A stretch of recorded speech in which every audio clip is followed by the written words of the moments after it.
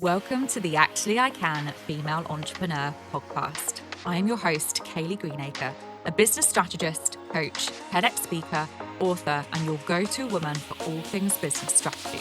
I am obsessed with supporting female entrepreneurs to grow unstoppable six and multi-six-figure businesses that they love, giving them the freedom and life that they desire. During this podcast, I'll be sharing with you everything that you need to become a successful female entrepreneur, from the mindset shifts to sales and marketing strategies and how to become an iconic leader that people can't get enough of. It is my mission to help you stand out, attract your dream clients and customers, and sell out of your offers with ease whilst building the business and life of your dreams. Let's make this your reality, ladies. Hello, ladies, and welcome to another episode of Actually I Can, the Female Entrepreneur Podcast. I'm your host, Kayleigh Greenacre, and I am joined today by the fabulous Katie Colella, who is a business strategist and Facebook ads manager. And in today's episode, we are going to be diving into what success looks like to entrepreneurs as individuals. Hello, Katie. It's an absolute pleasure to have you here today. Thank you so much for having me, Kayleigh. Excited to be here. Oh, and I'm so excited about this topic of success because it could look so different to everyone. So why don't we start by having a little bit of an introduction to you? Would you like to share with our listeners a little bit about you, your background, and obviously what you specialize in? Yeah, no worries. So I think this is probably where the bee in the bonnet about the whole success thing comes from. I've been starting and running and growing businesses, and I've sold a few along the way since I was 18. So most of my adult life, apart from a few years stint of being employed, I've worked for myself, and that's doing various different things online, obviously now, offline, in person, in product. So I've had lots and lots of different experience, and I think that all has kind of come together to what I do now. And I'm really passionate about helping other women grow their businesses in a way that suits them, to their version of success. And so they get the freedom and the flexibility and things that they want from their business, which is probably what most people say first and foremost when you kind of say, what is it you want? So what I do at the moment, as you said at the beginning, is Facebook ads management. So helping clients grow their list, get more leads and sales through the door. And also business strategy and business mentoring, just sharing some of the experience and skills that I've learned, I suppose, over the various different businesses over the years. So yeah, very passionate about kind of helping women get from where they are to where they want to be in a way that suits them. Amazing. So let's dive into this topic about success. Mm-hmm. How would you personally define success as an entrepreneur? I mean, I can go into this deeper, but in one word, I think it's kind of happiness and doing something that makes you happy, lights you up, brings you joy. And I'm not saying every day, we haven't got to be like, the eternal optimist that is always kind of 10 out of 10 energy and bouncing off the walls. I don't mean that. Obviously, we all have ups and down days, but on the whole, just being happy. And for me, that is very much about freedom and flexibility. And I think a big percentage of female business owners that I have conversations with also share that. Now, how that freedom and flexibility looks to them might be very, very different. So that's a broad kind of word, I would say. For me, that's having the freedom to work from where I like, when I like, with who I like, doing something that I enjoy, that I still get paid fairly well for. But yeah, that's probably my personal kind of definition, I would say. But I think the bottom line is just like happiness. Yeah. So having kind of that happiness and, like you said, success potentially maybe being freedom, flexibility, etc. I mean, there's so many different definitions, isn't there? Now, I know in the online space, there's a lot of people, there's a lot of talk about, success being defined by income. I say income, but in terms of sales, in terms of numbers, let's talk numbers and sales numbers, whether it's 5-figure months, 6-figure years, 6-figure months, 7-figure years, etc. I would love to know your opinion on this. Okay, first of all, it doesn't bother me. And if someone wants to sell like that, or that's someone else's definition of success, absolutely fantastic. I find it very, very inspiring still. But my issue with it is it's not the only definition of success. And I was saying to you before, Kayleigh, I'm talking about this topic in depth at an event coming up soon. And I want to compare during that talk about two businesses I've had where I've been making a lot more money and multi-six figures, had the offices and the stock rooms and the staff, as opposed to another time in a different business where I've been turning over a lot less money Actually, the revenue percentage was a lot higher. I didn't have the overheads. I wasn't VAT registered at that time. I didn't have the staff. I didn't have the premises.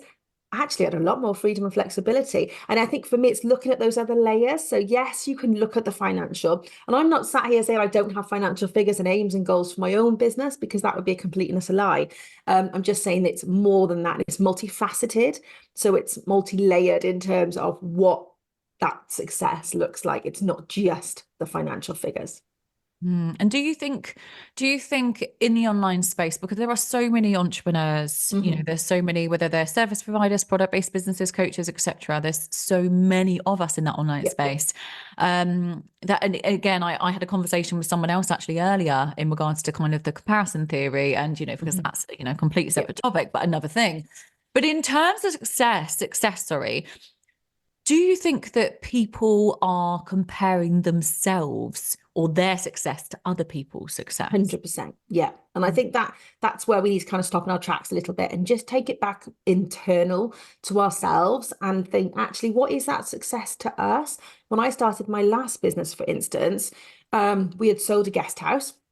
We had kind of gone to another property we owned, and it was kind of starting from scratch a little bit. And we were like, okay, what are we going to do now? My husband went into employment. And I had 2 very young children. I had 3 young stepchildren. So our life was quite full on. I knew I wanted to work. I knew I wanted to be able to do something for myself. And at that stage, I thought, probably online. I wanted to get away from product because I'd done the product, and I wanted to do something maybe more service-based. Sorry, that's the wrong one. I'm thinking of a completely different business. This one was product. Sorry, I hadn't done product at this stage. But my aim was to make £1,000 a month. Now, at that point, and to be able to pick up the kids from nursery, they were back to back in ages, only like 20 months between them. So I was back and forth like preschool constantly all day, like switching a child. One was in the morning, one was in the afternoon. And if you're a parent, you've been in these different stages, you completely understand that juggle. So for me, it was being able to make like literally that £1,000 and being able to be home with the children all day. For me, that was my definition of success at that time. That was literally what I wanted. So it also evolves, doesn't it, to where we are in our life, and what we're doing and what other things we have going on. And I think sometimes if you're looking at someone, chapter 20 of their story, someone who's been doing it, for a long time, who maybe don't have children or whatever it might be, it's irrelevant. But if you're comparing that to your kind of chapter 1 or it's just so many different things and factors that come into it. And we just need to step out of the whole comparison thing completely, because you never know the full picture. You never know the full story. Someone can be, getting on a private jet or deeming to be getting on a private jet and having the designer handbags and standing in front of all these beautiful yachts and da da da da da. It doesn't mean they have that much money in the bank. It really doesn't. I know lots of people that the money they make is kind of coming in to create the lifestyle, how it looks on social media. It's not really real. It's just funding the lifestyle. So, they're kind of like spending the same amount of money out as coming in. So they got nothing left at the end of the day. It's just all about putting on that facade, really, of that lifestyle. And then I think, well, that's not very nice either, is it? I mean, who would want to do that? It's boring, and it's not very authentic. And can you imagine trying to keep up with all that? I mean, the pressure. So yeah, the comparison thing, like you said, whole other topic, but yeah, it is. People are comparing themselves financially as well as everything else. Absolutely. And how would you, in terms of sort of advice to people, I mean, how do you navigate, I class it as external pressures or, even societal expectations about what it means to be successful as an entrepreneur? Because I feel like as an entrepreneur, I think there's a lot of pressure on people. If, again, we're looking at external pressures, I mean, what advice would you give people to kind of navigate that? Yeah, I suppose go inside a little bit and go back to kind of the why and what you want from that, and look at which parts are making you happiness, and always keep that forefront. So like I said, for me, it's about the freedom. So when I'm making any decisions, it's thinking, well, does that give me the freedom that I want? And I completely understand, again, that money comes into freedom, and I completely understand, there's a little bit of irony there. It's harder to have that freedom without any money coming in, obviously. But actually what you need as opposed to what you want. And I suppose that goes back to the things that we use, external pressures again, of what defines success. Things like the house, where we live, the cars and things like that, when the designer handbags or whatever, like actually, who cares? If your bills are being paid and you're happy and you have what brings you happiness and lights you up and brings you that joy, then I think it's just going back with that. And if someone is making you feel a little bit icky, you're probably in the wrong rooms, like step away from it. I think absolutely be in those rooms with people that inspire you. But if someone is triggering you in a different way, then that maybe not be the right person for you to follow. I think sometimes we get too fixated on too many mentors and too many things going on. Yes.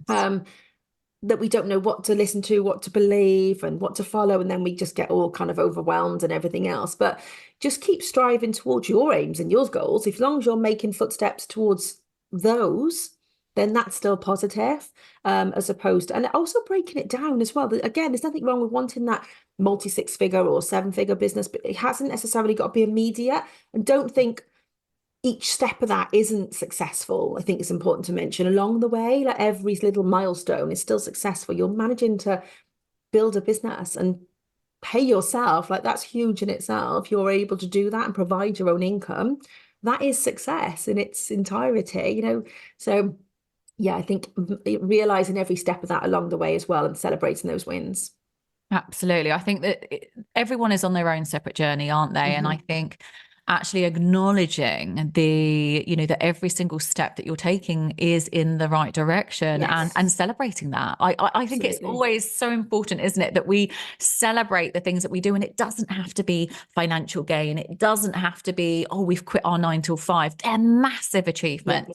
But actually, there's probably something every single day that people could be celebrating the success of, isn't there? Yeah. In terms of their to-do lists and and ticking things off, and whether it's writing out a landing page or creating a freebie or something along those lines. And lots of these things, like you just said, they're all new skills when you're starting off. And a lot of us, whether we're, going and getting help and support along the way with these, but some of us are, you feel like you're winging it a lot of the time, and you're learning all these skills as you go.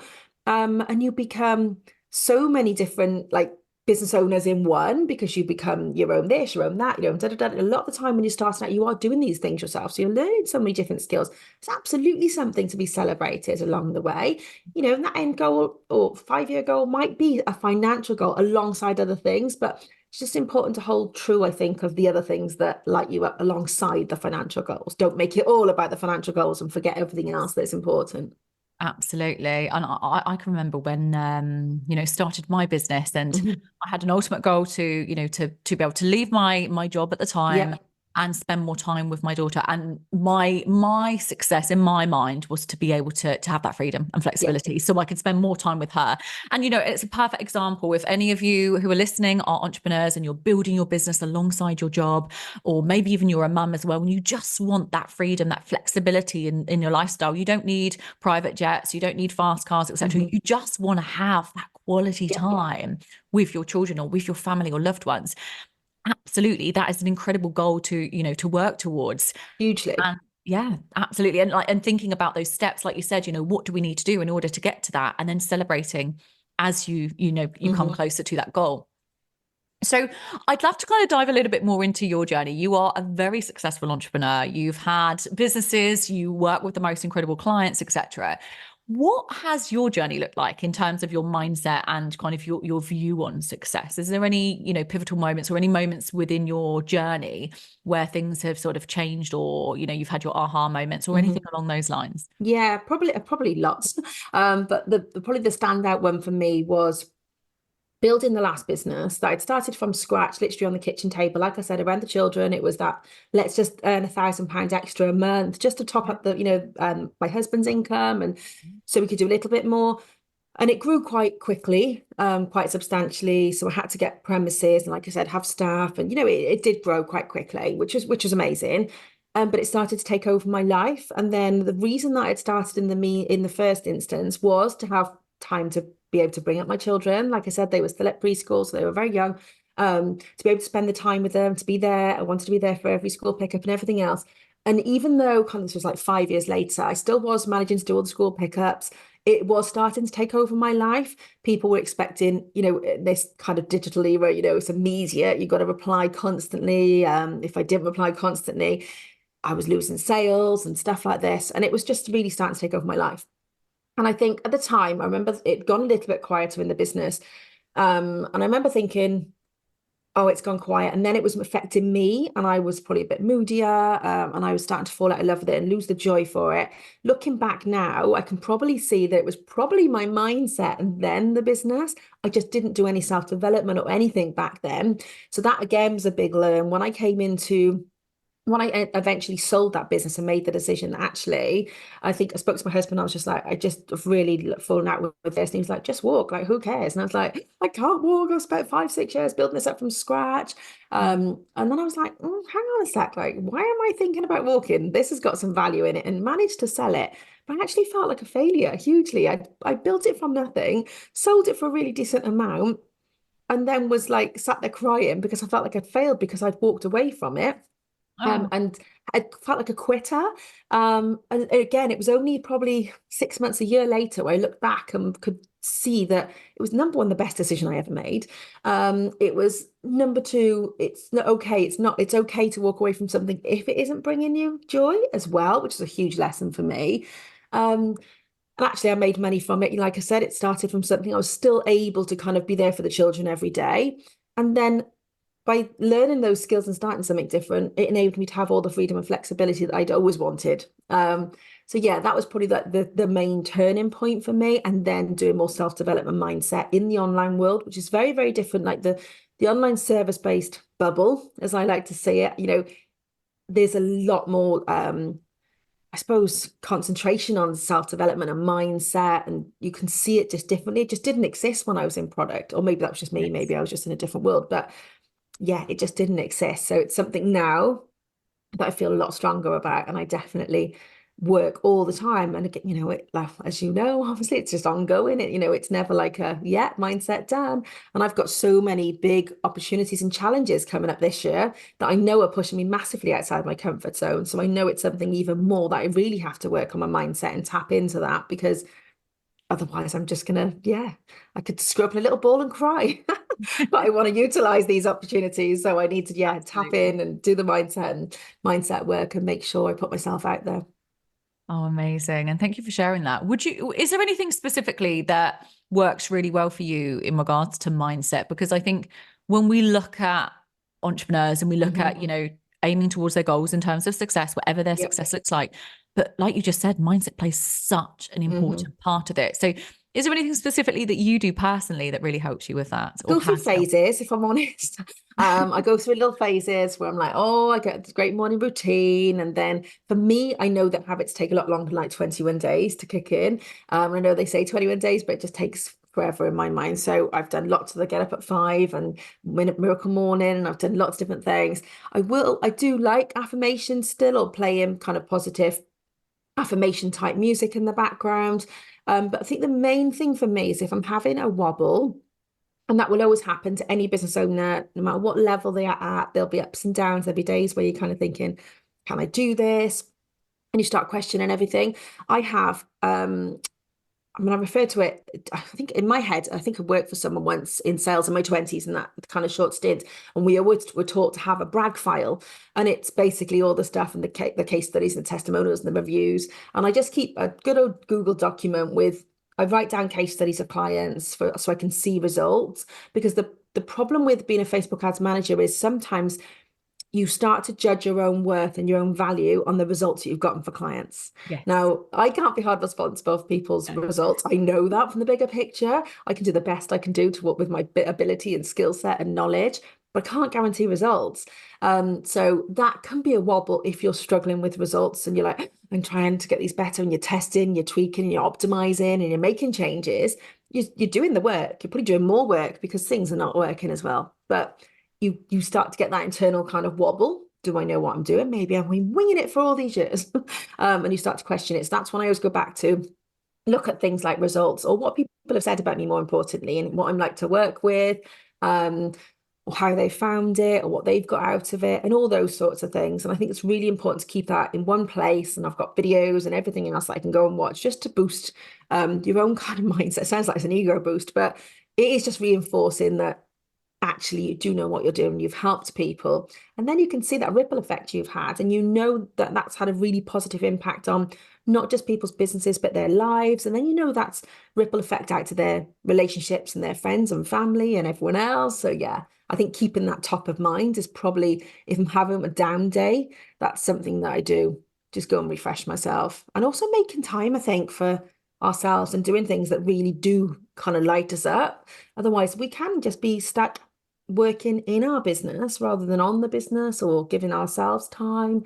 And that's really easy rabbit hole to go down. And then you kind of get stuck in that as well. Absolutely. No, that's really great. Thank you for sharing those. And hopefully it gives some people some ideas and potentially some takeaways in terms of the mindset side of things, for sure.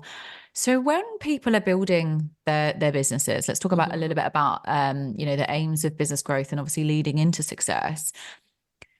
If they were at the start of their journey, for example, what advice would you give them in terms of approaching business growth? Because obviously everyone's journey is going to be different. Yeah. And everyone's going to have what success looks like to them. But is there any advice that you would give new entrepreneurs that are starting out and they're on their way or on their journey as such? I think the main three things for me that kind of pop up in my mind time and time again is in terms of those foundations for growing a business are visibility.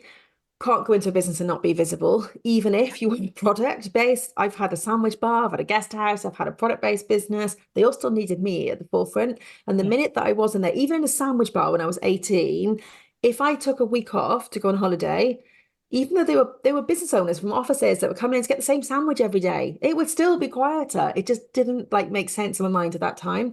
So visibility, you need to keep showing up as you. People will buy you and your personality always. So keep showing up, whether that is on social media platforms, emails, podcasts, whatever it is, think about your ways you want to be visible. Leveraging other people's audiences, I think, are really powerful in doing that. So things like this, going on podcasts, guest experts, sessions, masterclasses for other people. People are always looking for collaborators. They want people to help them achieve their goals as well. So I think visibility, anything that comes under visibility, but just get clear on what your strategy is around that. I think building connections, which goes kind of hand in hand with the visibility to a certain extent, building those connections with people, even if they don't necessarily need your thing right now, whatever it is, but you might be able to position yourself as the expert and share your knowledge, and when they get asked for someone, you might be the person on their forefront, so that's really important. And the other thing I probably would say is build an email list early on. I think so many people shy away from building an email list, concentrate on social can just go kaput, as we all learned recently. Facebook went down yet again and everyone's panicking because we don't know how long they're going to go down. And then people lost their accounts. Or you get banned sometimes from Facebook, like doing nothing. So all these different things that I think it's important to start building your email list, whether that is using ads, or whether that is organic or a mixture of, or however ways, whatever strategy you come up with to do that, but build your email list, because that really is the only thing that you kind of have. And that will absolutely help you build that message. And it's another layer of visibility and getting in front of people. So they all kind of interlink. Yeah, absolutely. Yeah. Building visibility, building your email list, building a community, and really giving value, right? Giving value and nurturing that community so that they can see how incredible you are as an individual. Absolutely. Oh, I love this. I love this so much. So based on your experience in your current business, what would you say have been people's biggest sort of hurdles or struggles as an entrepreneur? Is there any trends or anything specifically that's come up quite a lot that you've had to support people with? I think the people that I tend to help, I would say maybe tech, because I tend to work with a lot of creative female entrepreneurs, and I love the techie side of stuff. So I think for me, that's something that I encounter quite a lot. And just while using Facebook ads as the example, when you go into Ads Manager, it does seem massively overwhelming.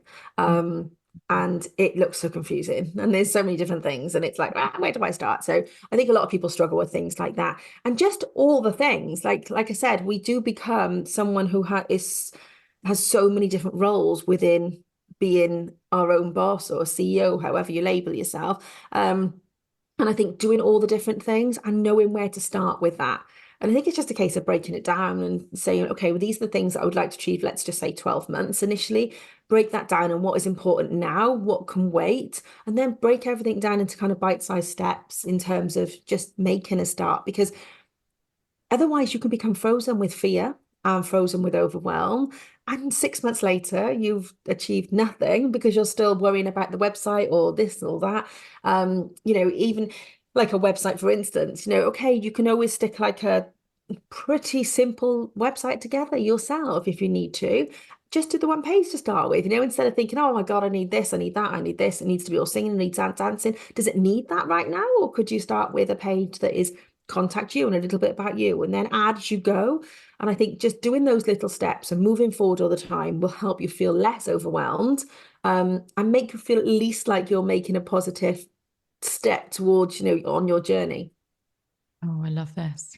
I love this so much. Great advice. Thank you so much for sharing that.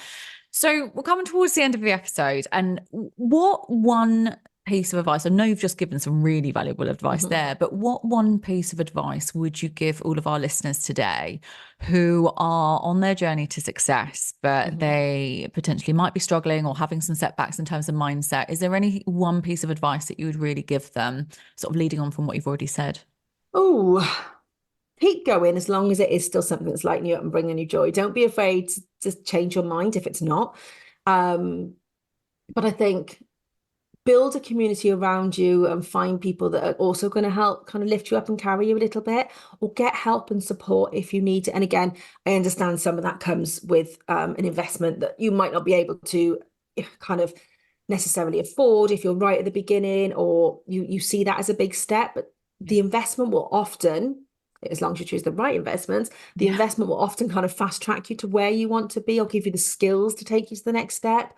There's people, that do offer freebies even, that have got some really valuable advice in, or, lots of people podcasts like this, there is a lot of great value around us that we can absorb for free or next to nothing, and great books and so forth. So yeah, I would dig deep if it's the mindset, and do some research. Like I said, find the people that inspire you and light you up, read the books, listen to the podcasts, whatever kind of works for you.